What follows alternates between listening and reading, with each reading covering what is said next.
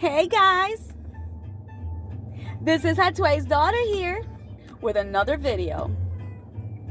So I was on my way to the supermarket and I know that I didn't make a video last week.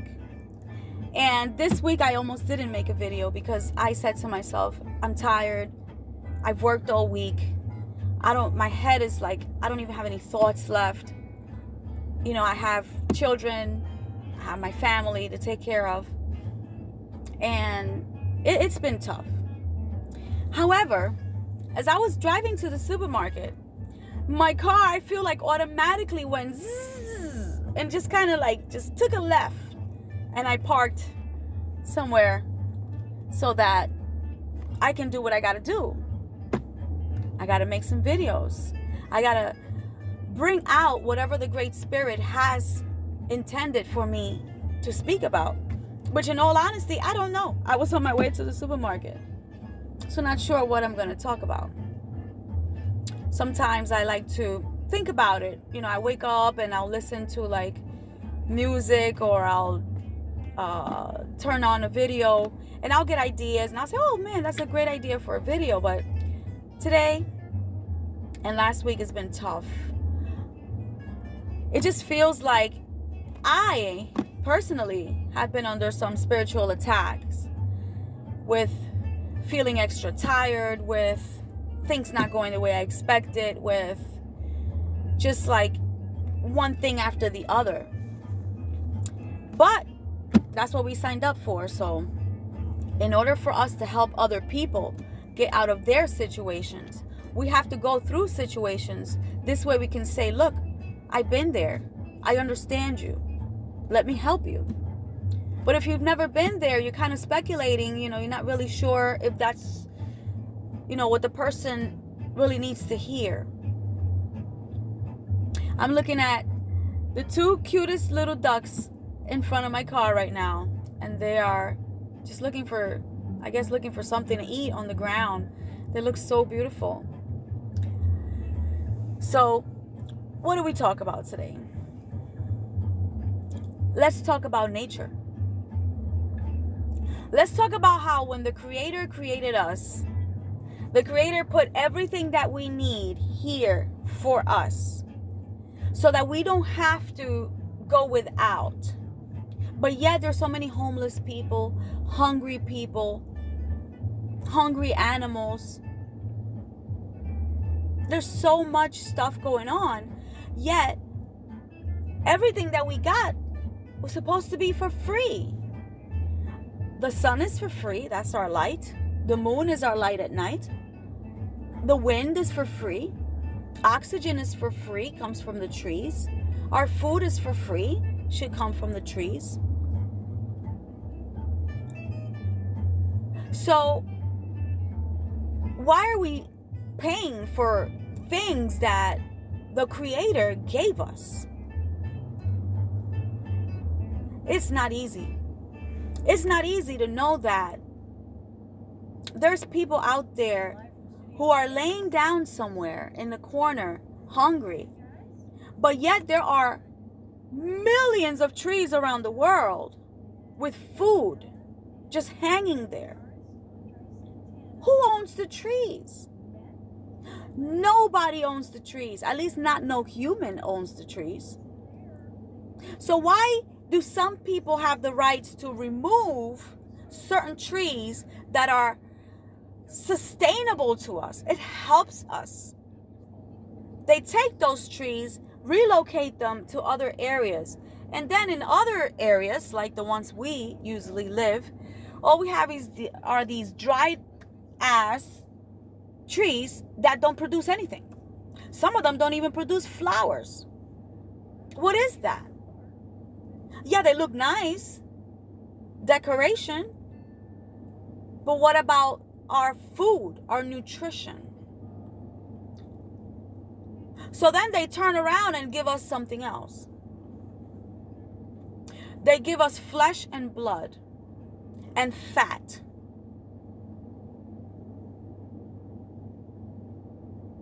So we'll take away the trees, but we're going to give you a cow who eats trees for nutrition and doesn't eat any meat or animals, but we're going to give you a cow because it has a lot of protein and iron. But where do you think the cow got the protein and the iron from? The trees. So why am I having recycled protein when I can actually have the tree itself, the herb itself, the root? Why would I want to eat a piece of flesh? I am flesh.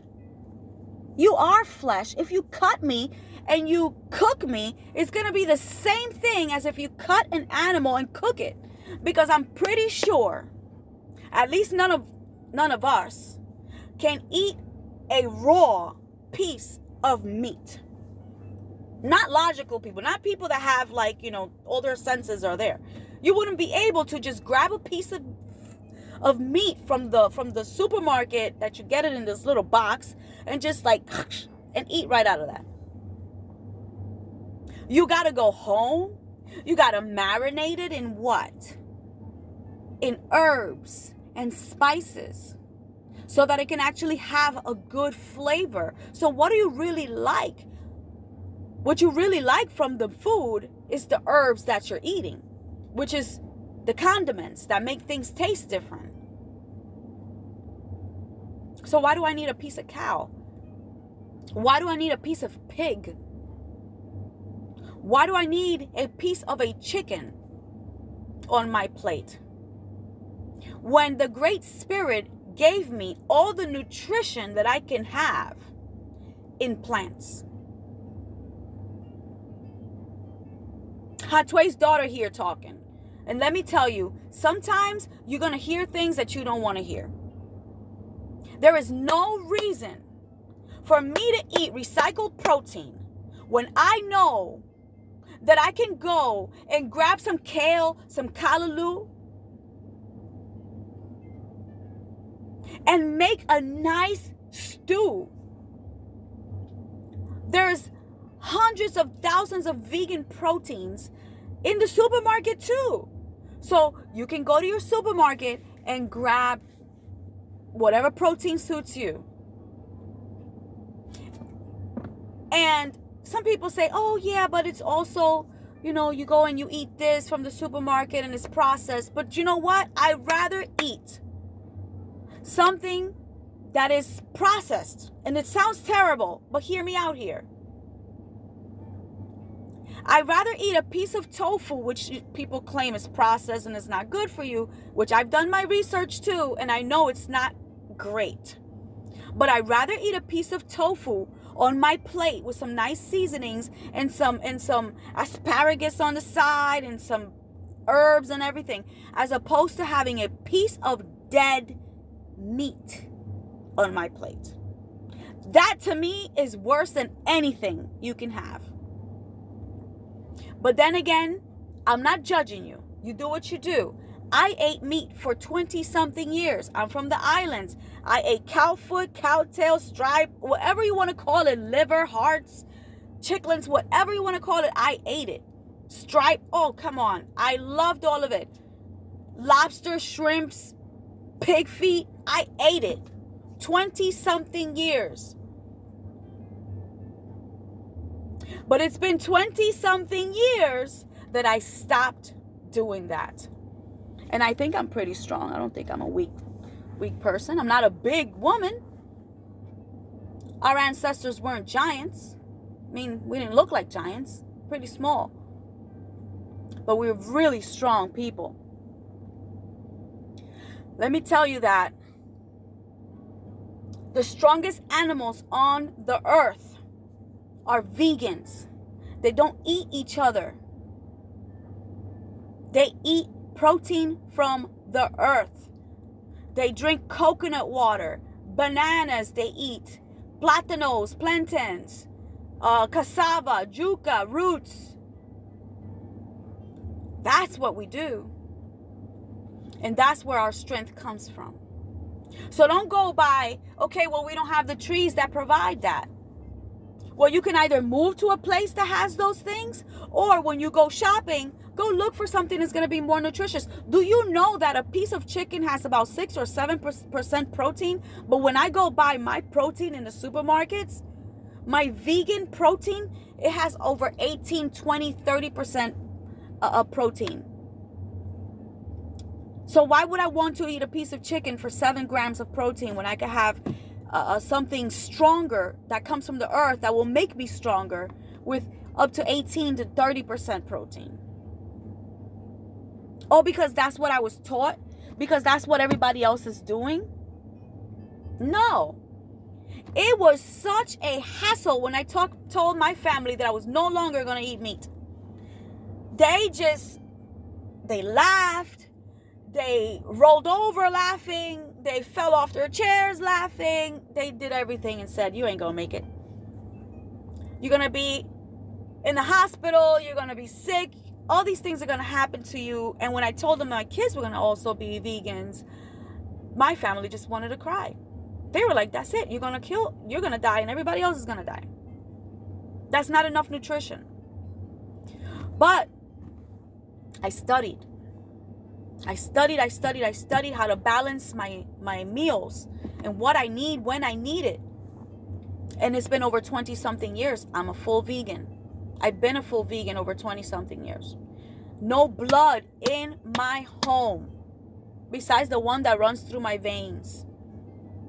There's no reason for me to have something dead in my house. If I want the Great Spirit to give me peace, tranquility, love, then why would I want to eat something that had to die in fear, a bloodshed, massacre, tortured?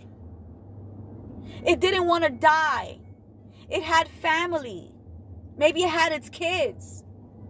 And you and me at that time would drink its milk, eat its flesh.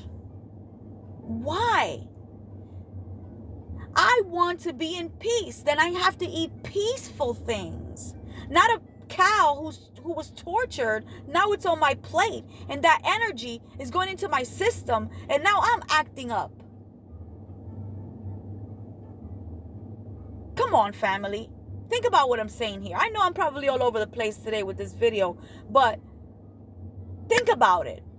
Everything that you eat on your plate that has had eyes, hearts, feelings, reproductive system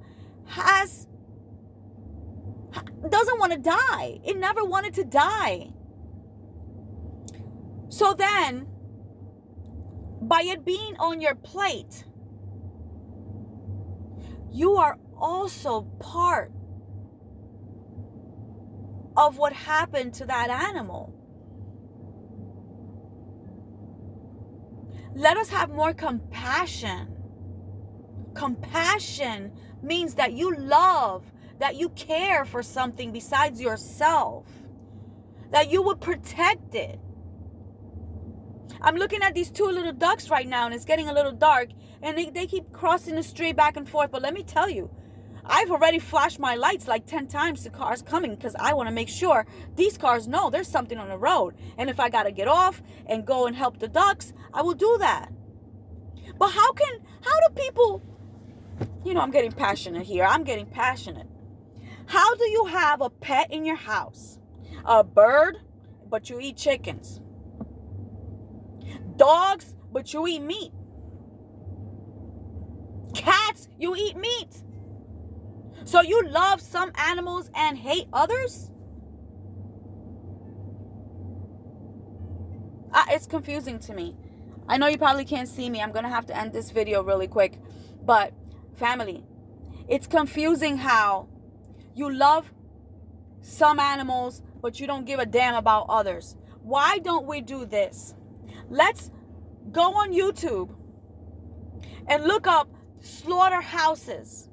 How do cows die when they're going to be slaughtered? The chickens, the eggs, the pigs, they get kicked and trampled and they are in these cages, and oh Lord. Slavery so-called has left man, but slavery has not left animals.